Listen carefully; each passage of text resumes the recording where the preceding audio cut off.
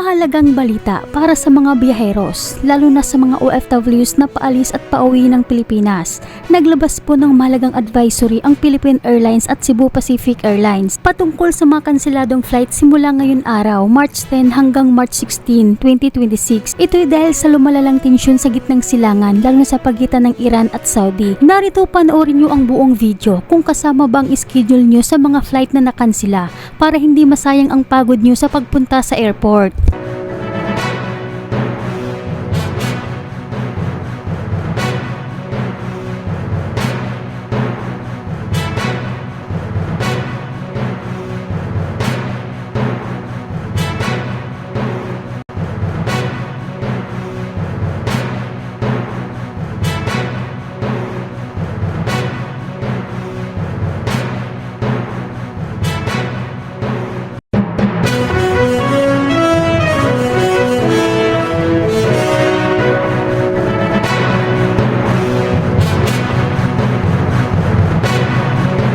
Kung apektado ang schedule mo kabayan, makipag-ugnayan sa airline. Bisitahin nyo lamang po ang website para sa estado ng inyong flight. Samantala, nagbigay naman ng payo ang isang OFW para sa mga uuwi sa Pilipinas na nakansela ang mga flight. Para malaman ninyo kung ano ang mga dapat ninyo gawin, narito pakinggan po natin ang buong video. Okay guys, additional po sa mga information po, just in case po ng mga pasahero po natin ay dumating po sa point na nandun po kayo sa airport at cancel po ang mga flights ninyo, ang gagawin lang po natin is hintayin po natin yung instruction ng mga staff kung ano po yung mga pwede nilang isuggest na pwedeng gawin. So, ang una po, possible na pwedeng sabihin po nila, one is mag-refund po tayo, magre-refund.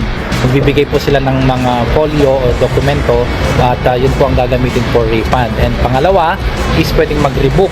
Magre-rebook po ang mga pasahero kapag po ang airlines is safe na to flight na po siya.